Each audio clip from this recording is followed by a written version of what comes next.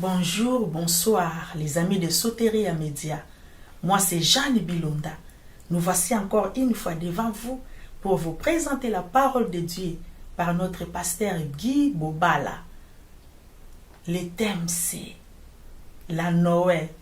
Est-ce biblique? Suivez. Par définition, le mot Noël est d'origine gauloise et vient de deux mots Noio, qui veut dire nouveau, et Hel, qui veut dire soleil. C'est-à-dire, Noël, c'est un mot gaulois.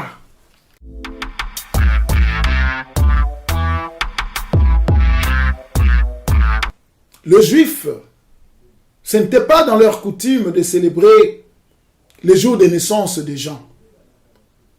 Ils ne célébraient pas les jours de naissance des gens.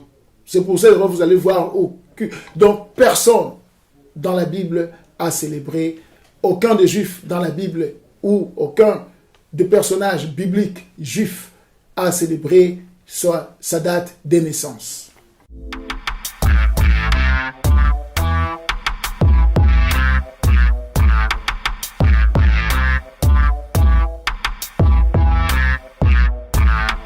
Pour être sauvé dans ce monde, il faut croire. Il faut avoir quoi? La foi. Pour être sauvé dans ce monde, il faut croire. Il faut avoir quoi?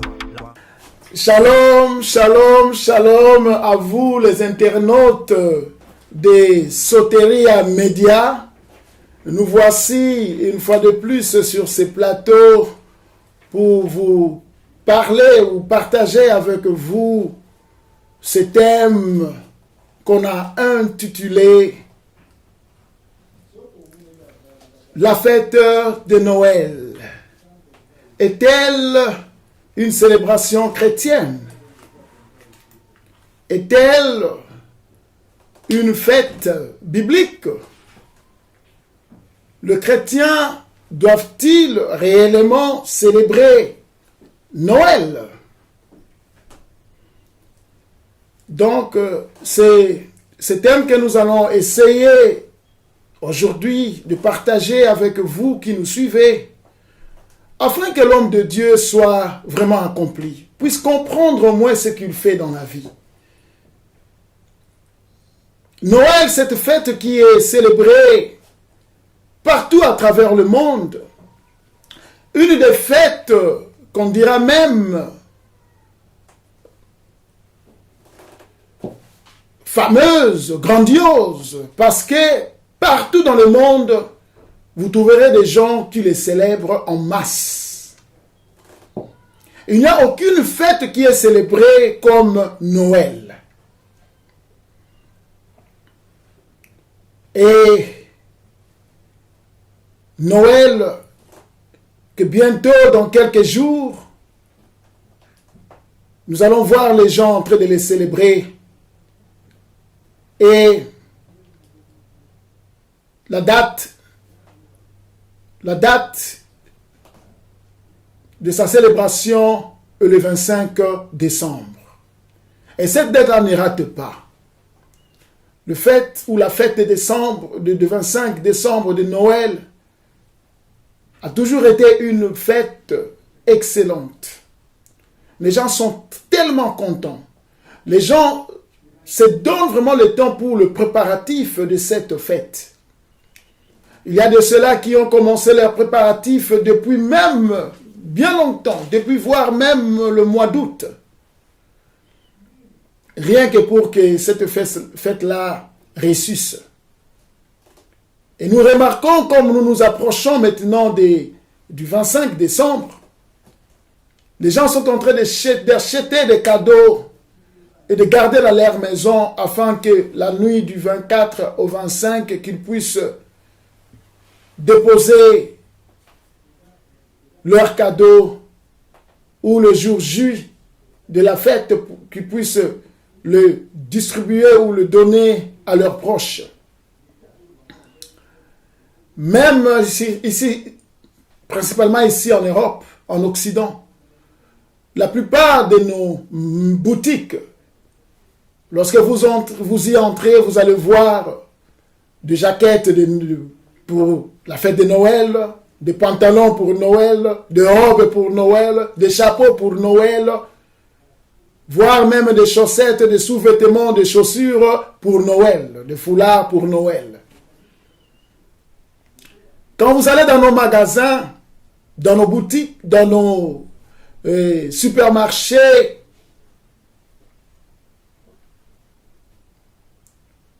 dans des boucheries, vous allez aussi là remarquer qu'on est en train maintenant de vendre aussi des nourritures pour Noël. Et surtout comme ici en Angleterre, c'est la dinde que les gens préfèrent de déguster les jours de Noël. Et sur nos rives, vous remarquerez aussi des gens aller acheter des grosses, je dirais, branches de sapin et ramener chez eux, après les avoir bien décorés avec des boules et quelques, je dirais, des feux d'artifice ou bien des jeux de lumière. Ils vont les mettre dans un coin de leur maison et ils trouvent ça beau. Ils disent que voilà, c'est le sapin de Noël, c'est comme ça qu'on l'appelle. Il y a d'autres aussi qui vont un peu plus loin pour décorer même les alentours de leur maison. Avec des chariots, des charrettes, soi-disant de Père Noël, des grands Pères Noël qu'eux-mêmes ils ont fait, ils ont mis devant leur maison. Les gens vraiment se cassent la tête pour cette fête de Noël. Nous remarquons même aussi beaucoup d'églises à travers le monde, des hommes de Dieu, des chrétiens.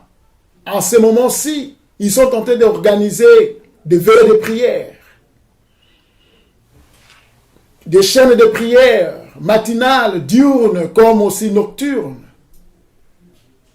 Rien que pour la célébration de cette fête de Noël. Des gens sont en train de prier et jeûner.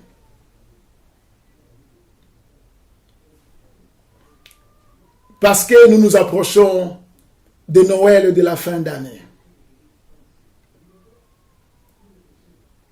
Et lorsque nous leur demandons, mais Noël au juste, au fait, c'est quoi?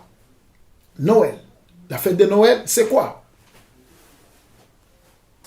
Vous verrez, il y a des gens qui viendront avec vivacité pour vous répondre, hein, avec conviction totale, que voilà, Noël, c'est la célébration de la naissance de l'enfant Jésus, qui était né un certain 25 décembre, et lui qui est la réponse de Dieu, la démonstration de l'amour de Dieu envers nous, le pécheur. Et il a envoyé son Fils afin que quiconque croit en lui ne périsse point, mais qu'il ait la vie éternelle. Alors voilà, c'est le jour que Jésus-Christ est venu ici sur la terre par la vertu du Saint-Esprit et par le canal de la Vierge Marie. Et c'est Dieu, Emmanuel. Il est devenu physique au milieu des hommes. Alors c'était ce jour-là du 25 décembre. C'est pour cette raison nous commémorons sa naissance. Donc en quelque sorte, c'est l'anniversaire de Jésus-Christ. C'est ce qu'ils veulent nous dire, qu'ils sont en train de célébrer. Et ils disent même, ils vont même loin pour dire que même vous des hommes, bien que vous ne représentez rien du tout, vous célébrez vos anniversaires. Et pourquoi pas lui, le Fils de Dieu, que nous puissions aussi célébrer son anniversaire. Et d'autres viendront pour vous dire, oh voilà, ce n'est pas réellement sa date de naissance, c'est plutôt une date conventionnelle, c'est 25 décembre. Parce qu'on devait quand même célébrer la naissance de Jésus-Christ, de l'enfant Jésus, quand il était venu. Mais comme on ne connaît pas la date, on a oublié sa date de naissance. C'est pour cette raison les gens s'étaient assis et ils ont opté pour le 25 décembre, afin qu'en ce jour-là, que tout le monde, tous ceux-là qui ont foi en lui, puissent célébrer sa naissance. Voilà, bien-aimés, Noël. Et c'est vrai ça. Nous allons maintenant faire recours à la Bible, ainsi qu'à l'histoire et à notre intelligence, pour commencer à comprendre, pour connaître au moins à comprendre si réellement la fête de Noël est une célébration chrétienne. Si Noël est une fête biblique, si Noël si réellement Dieu a recommandé aux gens de célébrer Noël, et si réellement le Christ est content lorsque nous célébrons Noël, et si les chrétiens doivent célébrer Noël. Voilà. Je fais mes recherches dans la Bible et je finis par conclure que nulle part, et comme vous aussi, faites des recherches comme moi, vous allez voir s'il est arrivé un jour où on a célébré la fête de Noël.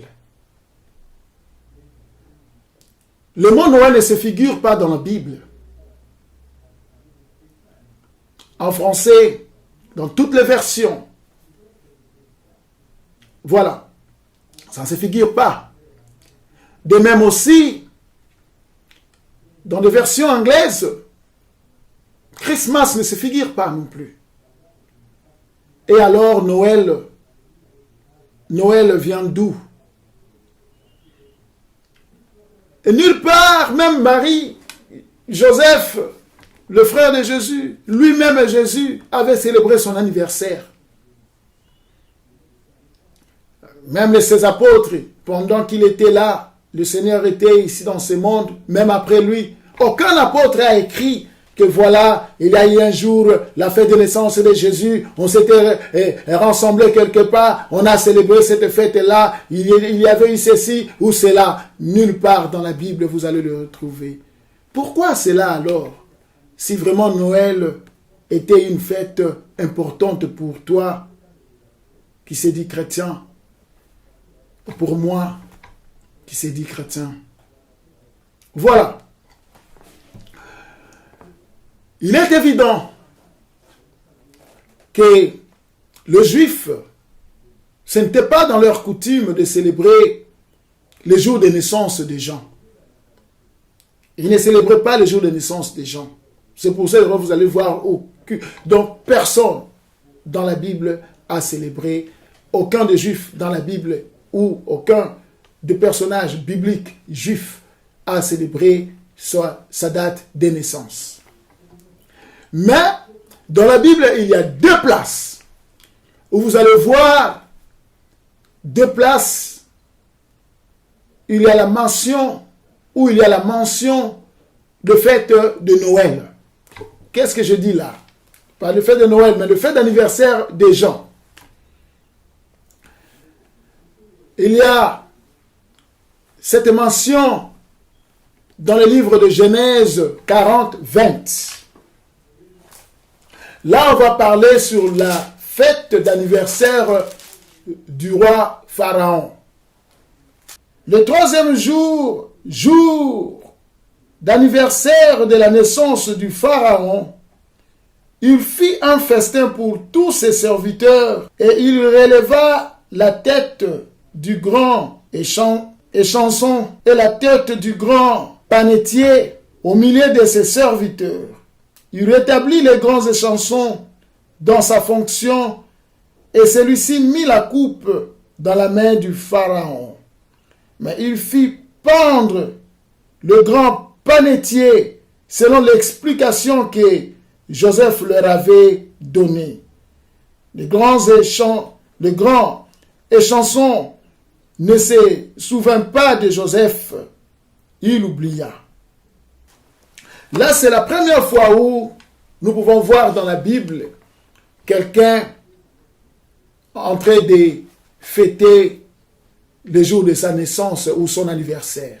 Donc, je le répète encore, c'est dans Genèse 40, 20. Pharaon, le roi d'Égypte, avait célébré son anniversaire un jour. Et une autre mention, c'est dans le Nouveau Testament. C'est dans le livre de Matthieu, si je ne m'abuse pas, Matthieu 14, verset. À partir même du 6e verset, nous pouvons aussi trouver cela. Or, pour l'anniversaire de la naissance d'Hérode, la fille d'Hérodiade dansa au milieu des convives et plut à Hérode, en sorte qu'il promit avec serment de lui donner ce qu'elle demandait. À l'instigation de sa mère, elle dit, donne-moi ici même sur un plat la tête de Jean-Baptiste.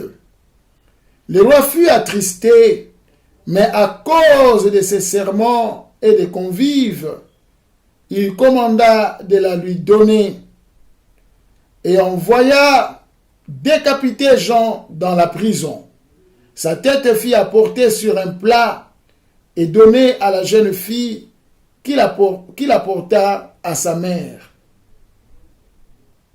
Les disciples de Jean vinrent prendre son corps et l'ensevelir, et ils allèrent l'annoncer à Jésus. Voilà. Donc, la deuxième fois où on fait mention de quelqu'un qui célèbre son anniversaire, c'était dans ce livre qu'on vient de lire, qui est de Matthieu, chapitre 14, à partir du verset 6. C'était Hérode, le roi Hérode, le fameux Hérode. Imaginez-vous le jour de son anniversaire qu'on a décapité Jean-Baptiste, qu'on a amené sa tête et puis on a mis ça sur un plateau qu'on présente à Hérodiade qui était en colère contre la prédication de Jean-Baptiste. Parce que Jean-Baptiste lui reprochait ou prêchait contre l'adultère dont elle vivait avec Hérode. Voilà. Vous ne voyez pas que quelque chose cloche mal là. De deux personnes qu'on a citées, leur fête d'anniversaire, c'est le roi, ce sont des rois païens, des gens qui ne connaissaient pas Dieu. Ce sont eux qui célébraient leur fête d'anniversaire. Le roi d'Égypte et l'autre qui était de l'Empire romain. Des gens qui ne servaient pas Dieu. Et le jour de sa mort, de son anniversaire, c'est le jour que lui, il coupe la tête d'un serviteur de Jésus-Christ. D'un serviteur de Dieu vivant. D'un prophète de Dieu vivant. Noël. Ou, mes excuses s'il vous plaît, ce n'est pas Noël, c'est plutôt le jour de la fête d'anniversaire de ces gens-là. Donc, jadis, le fête d'anniversaire, seul le quoi? On ne célébrait que les divinités ou le Dieu, ainsi que des gens qui occupaient de hautes fonctions, telles que de rois, de souverains, c'est ça le nom, le souverain. Donc des dieux et des souverains. Voilà. Donc, par là, nous pouvons déjà commencer à dire que Noël n'est pas du tout une fête biblique. Parce que nulle part on nous fait mention de fête de Noël. Et nous pouvons aussi dire qu'elle n'est pas vraiment chrétienne parce que les chrétiens, dans la Bible, comme nous venons de lire, nulle part on a vu un chrétien, on a vu un croyant, un croyant, un craignant Dieu, en train de célébrer sa fête d'anniversaire. Donc, Jésus-Christ lui-même aussi, aucune fois avait célébré sa fête d'anniversaire. Et pourquoi toi aujourd'hui, tu dois continuer où tu célèbres l'anniversaire de Jésus-Christ? C'est ça Noël. Et par définition même de Noël aussi, nous pouvons arriver à comprendre quelque chose là-dessus. Ok. Par définition, le mot Noël est d'origine gauloise et vient de deux mots, noio, qui veut dire nouveau, et hel, qui veut dire soleil. C'est-à-dire, Noël, c'est un mot gaulois. Et nous connaissons tous l'empire gauloise. L'histoire nous a appris que c'est un empire qui était constitué de la France, de la Belgique et de tout le nord de l'Italie. Et ces gens-là vivaient côte à côte avec les Romains. Et nous le savons aussi, l'histoire nous a appris que les Romains, ainsi que tous les Occidentaux de l'époque, tels que les Gaulois, étaient des polythéistes. C'est-à-dire, c'était des gens qui croyaient à plusieurs dieux. Pour eux, bien-aimés, tout ce qui paraissait grand et inexplicable était un dieu à leurs yeux. C'est-à-dire, lorsqu'ils regardaient la lune, comme ils ne pouvaient pas expliquer c'est quoi au juste, luminer une boule lumineuse qui sort la nuit, pour eux, voilà, la lune c'est un dieu. Et pendant les jours, quand ils vont voir le soleil, c'est un dieu parce que c'était tellement grand, tellement beau, et ils ne pouvaient pas avoir des explications sur ça. Pour eux aussi c'était Dieu. Ils adoraient des astres. Il suffisait d'avoir un gros arbre. Et directement pour eux, ils le faisaient passer pour un dieu. Des animaux sauvages, durs, musclés, forts et redoutables, bien aimés, ils appelaient ces genres d'animaux aussi des dieux. Des oiseaux, des poissons. La foudre, pour eux, c'était aussi un dieu. Donc, et vous le savez comment Dieu est jaloux. Le Dieu que nous servons est jaloux. Il ne partage pas sa gloire avec quoi que ce soit. Ou avec qui que ce soit. Il y a l'idolâtrie. Il punit sévèrement le péché qu'on appelle l'idolâtrie. Parce que le diable va se cacher derrière les objets, derrière les animaux. Lorsque l'homme le place devant pour les adorer. Et c'est pour cette raison que Dieu ne veut pas de l'idolâtrie. Il ne veut pas de l'idolâtrie au milieu de nous. Mais les Romains, les Gaulois, tous les Occidentaux de l'époque, ils ne servaient pas l'Éternel. Et seul à ce moment-là, les temps anciens, il n'y avait que des Juifs que l'Éternel des armées avait choisi pour y résider son nom.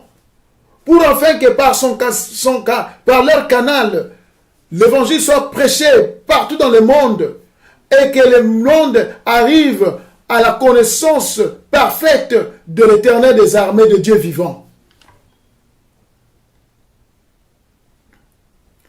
Et aussi quelques Samaritains, parce qu'ils vivaient côte à côte avec les Juifs, ils commençaient aussi à se convertir. Mais à ce temps-là, les Romains, les Gaulois et le reste du monde ne connaissaient pas vraiment comme tel les dieux vivants. C'est pour cette raison qu'ils adoraient des dieux, ainsi de suite, des faux dieux, des astres lumineux, des animaux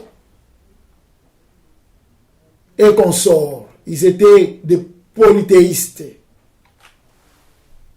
C'était des nations païennes, des peuples païens. Et voilà maintenant, comme ils avaient leur Dieu, ils en avaient beaucoup, entre autres Saturne. Mais nous ne sommes pas là aujourd'hui, nous voulons plus nous concentrer à Noël. Donc on a déjà par définition, seulement comme nous venons de le dire ici, que cette origine fait référence au caractère profane de la fête, notamment à la fête du solstice d'hiver que les Gaulois avaient adopté de leurs voisins, les Romains.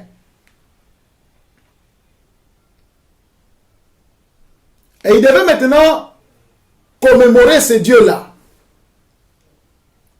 Et la date, je ne sais pas par quelle inspiration, ils avaient fixé pour date de la commémoration de leur Dieu. Les Romains l'appelaient en romain Sol Invictus. Cela veut dire le soleil invaincu. Et on le célébrait le 25 décembre. Cela a été fixé.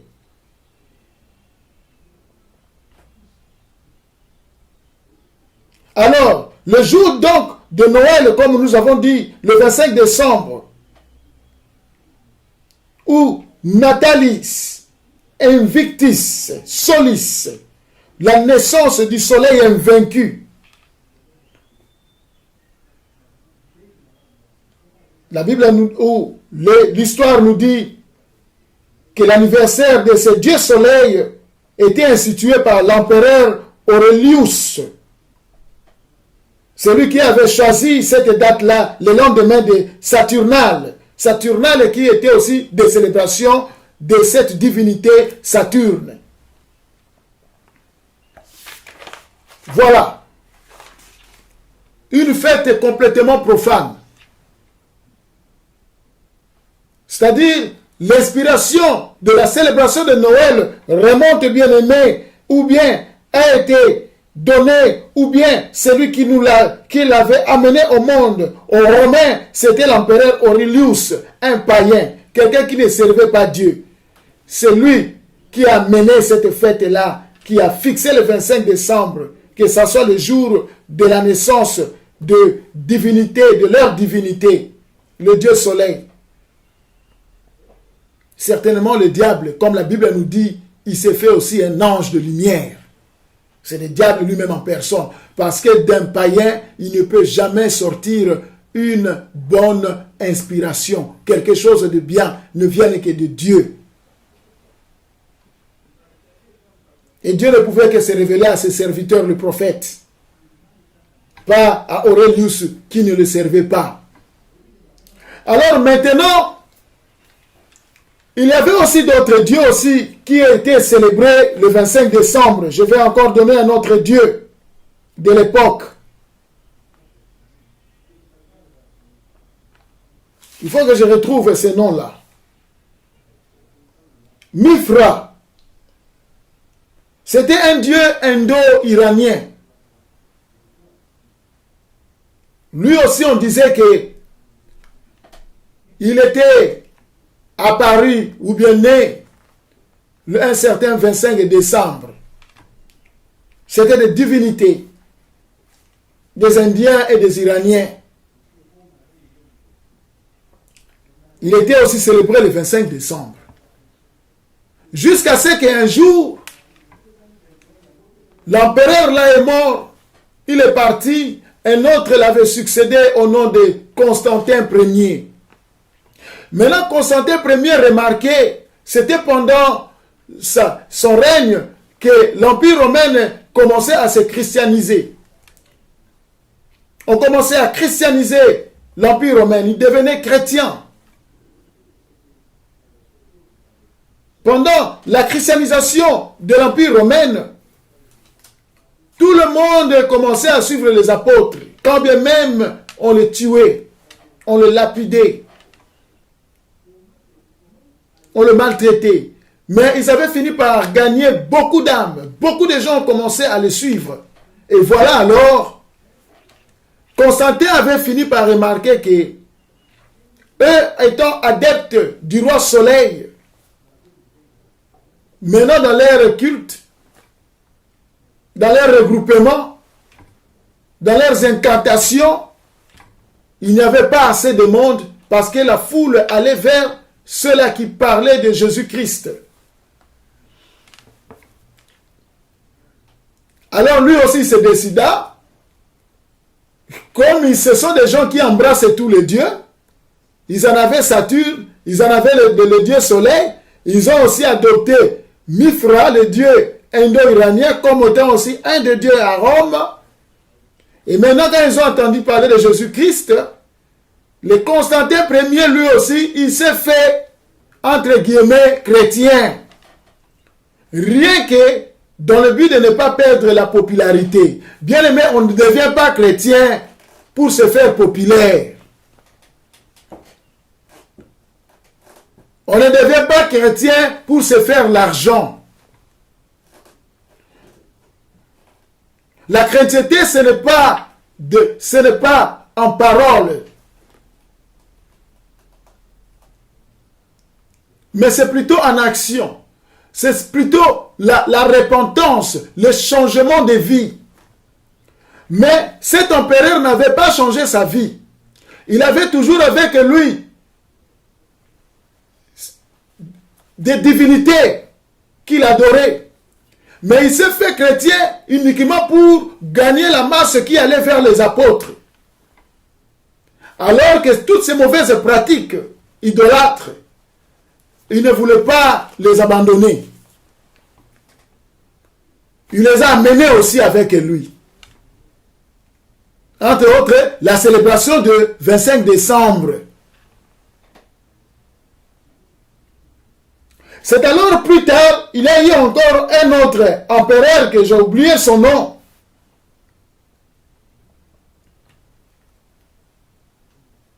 L'empereur là maintenant, pendant son règne, il avait fini par abolir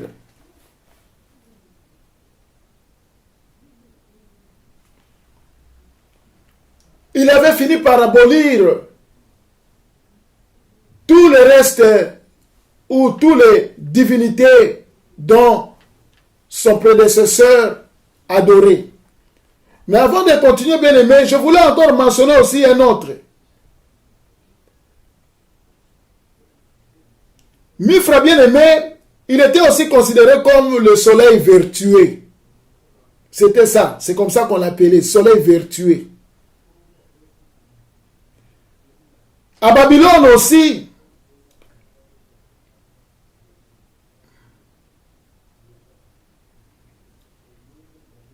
là-bas, ils avaient leur dieu qu'on appelait Tammuz. Et Tammuz, il était le fils de Nimrod. Nimrod que nous considérons, qui est considéré dans la Bible comme le premier antichrist. Il avait épousé sa propre mère. Et avec sa mère, qu'il avait fait cet fils qu'on appelait Tammuz. Et ce Tammuz-là aussi, il était célébré un certain 25 décembre. Il était considéré pour un dieu. Imaginez-vous Nimrod, qu'on considère dans la Bible, dans le livre d'Ésaïe, comme étant le premier antichrist. Maintenant, son fils était célébré le 25 décembre. Il était aussi toute une divinité. Et quand on parlait de Mithra, la divinité indo-iranienne, on disait qu'elle était sortie ou qu'il était sorti d'une grosse pierre. Il s'était créé lui-même. Il n'est pas né de quelqu'un. Et les gens adoraient cette divinité.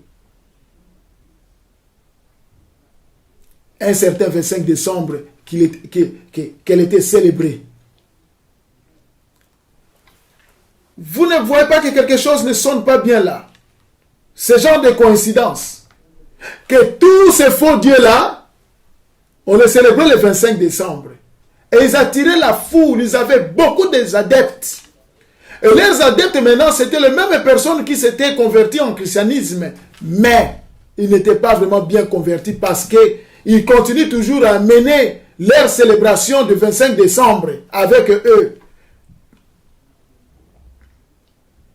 Et maintenant, dans le souci de continuer cette célébration, le 25 décembre, c'était le jour pour eux où le pauvre et le riche s'assoyaient ensemble et mangeaient ensemble. C'était le jour où ils s'échangeaient des cadeaux. C'était le jour où ils chantaient, ils étaient dans les jouissances. C'était le jour des débauches aussi. C'était le jour des assassinats. On a parlé des assassinats tels que de Jean-Baptiste et consorts le jour des anniversaires. C'était le jour où les gens faisaient beaucoup du mal. Et vous allez remarquer, même au Noël d'aujourd'hui, beaucoup du mal, bien aimé, se font le jour du 25 décembre. Voilà. Il y a un des serviteurs de Dieu. Vous savez, même aux États-Unis d'Amérique, Noël était une fête illégale aux États-Unis d'Amérique. Donc, laissez-moi bien parler de Noël. Je ne vais pas l'appeler Noël. Hein. Je vais l'appeler en son vrai sens du mot que j'ai cité un peu avant. Noio, Hel, c'est-à-dire nouveau soleil. Quand on dit la fête de Noël, c'est-à-dire la fête du nouveau soleil. Un dieu ou une divinité romaine. Aux États-Unis d'Amérique, c'était jusqu'à 1836. Cette fête-là était illégale. Il y a Charles Spurgeon, un des hommes de Dieu américains vers le 19e siècle, écrit ceci. Ceux qui suivent la coutume de célébrer Noël ne suivent pas la Bible, mais des cérémonies païennes. Effectivement, parce que, donc, au départ, Noël n'était qu'une cérémonie païenne, de divinité païenne, que Constantin Ier, en se faisant passer pour un chrétien, qu'il avait amené avec lui. Et de l'autre côté maintenant, les chrétiens qui s'étaient convertis à Rome, ils aimaient tellement cette période de réjouissance, comme aujourd'hui aussi les gens aiment la fête de Noël. Vous allez voir, et les païens, et les chrétiens, tous, ils se prêtent pour la célébration de fête de Noël. Donc, rien que par définition, nous pouvons aussi dire que Noël n'est pas une fête chrétienne.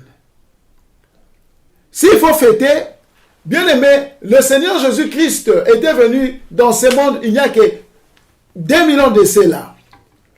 Mais la Bible nous parle des solennités de Dieu, des jours de l'Éternel. Le fait que Dieu a recommandé aux chrétiens, c'est dans la Bible. Ces fêtes sont entre autres la fête de Pâques. On connaît la date exacte de la fête de Pâques jusqu'à aujourd'hui. Voire même le Seigneur Jésus-Christ, lui aussi, célébrait la fête de Pâques. Chaque année, il se rendait à Jérusalem pour la célébrer. Et il y a aussi la Pentecôte qui vient 50 jours après la Pâque.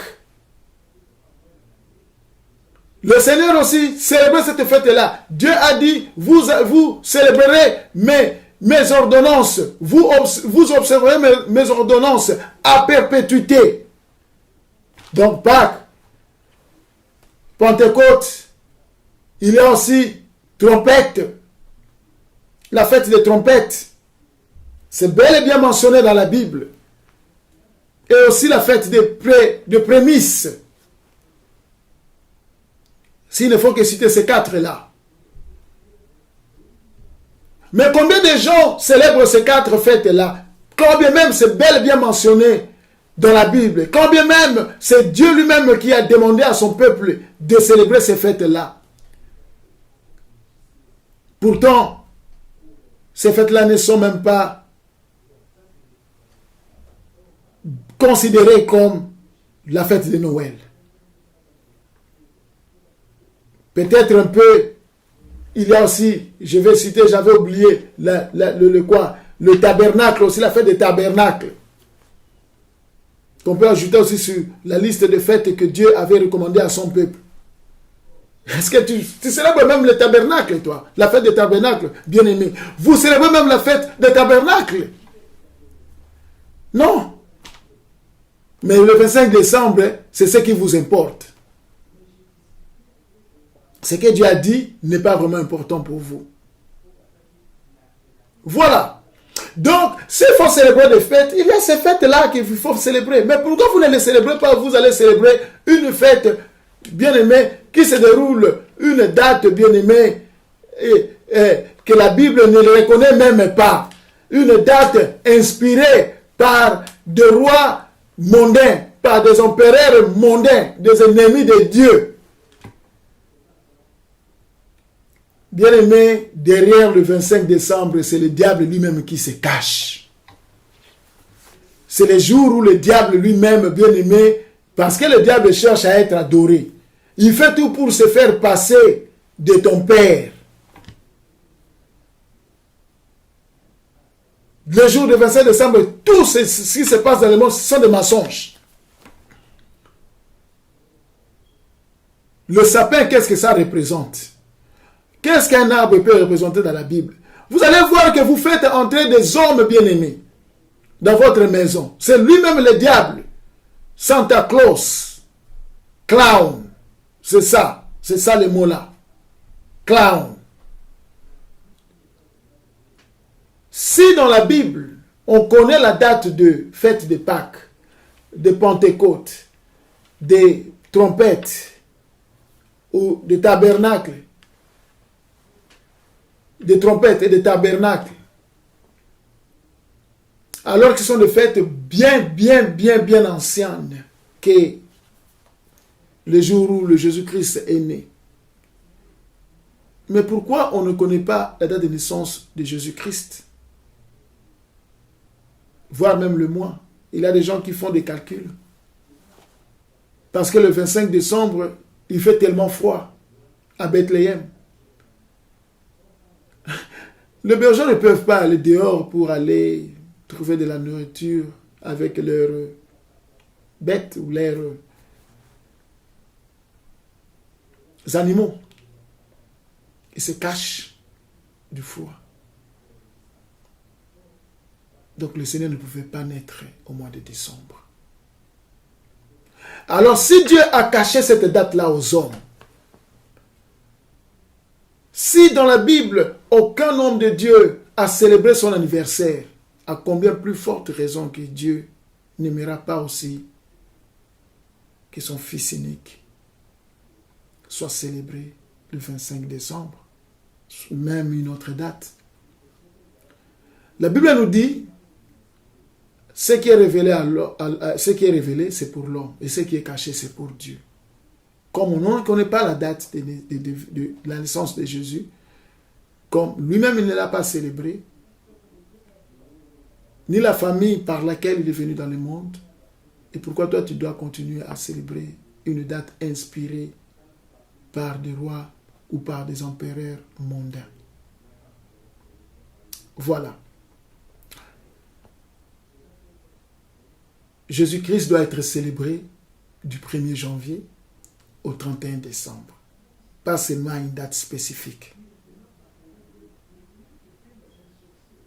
Et vous allez voir que ceux-là qui célèbrent Noël, ces jours-ci, Jésus-Christ, le nom de Jésus-Christ est devenu comme le miel dans la langue des gens, dans la bouche des gens. Hein? Dans de quoi vous allez voir Jingle Bell, Jingle All the Way. Les gens sont en train de chanter Jingle Bell. En France, là-bas, douce nuit, c'était nuit. Parce que Noël s'approche. Vous allez le voir dans des coins, dans des shops, ainsi de suite. En train de parler de Noël. En train de chanter à Jésus. Mais quand seulement le jour-là va passer, ils retournent dans leur vie ancienne. Mes frères et sœurs, le Christ n'est pas né le 25 décembre. Cette date-là n'est pas biblique. Jésus doit être né dans ta vie chaque jour. Jésus doit être célébré dans ta vie chaque jour. Faites gaffe que derrière la fête de Noël, vous êtes en train de célébrer les divinités anciennes de l'Empire romain. Que le bon Dieu vous bénisse. Que le bon Dieu se révèle en vous davantage. Soyons comme des chrétiens de Béret. Soyons des Béréens.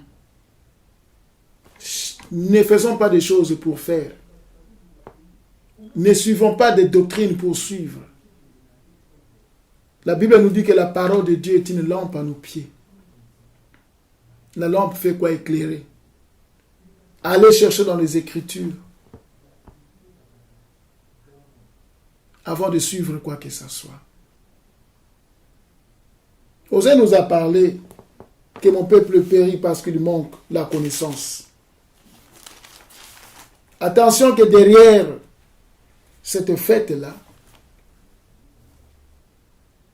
vous donnez vos âmes à l'ennemi. Que le bon Dieu vous bénisse. Au nom de Jésus-Christ. Amen.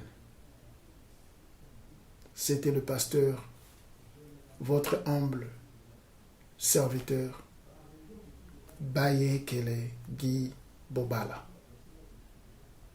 sur le plateau de Soteria Media,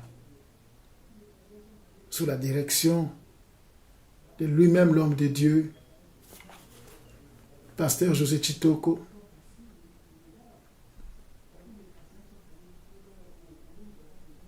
Que le bon Dieu vous bénisse. On se reverra bientôt. Bye bye.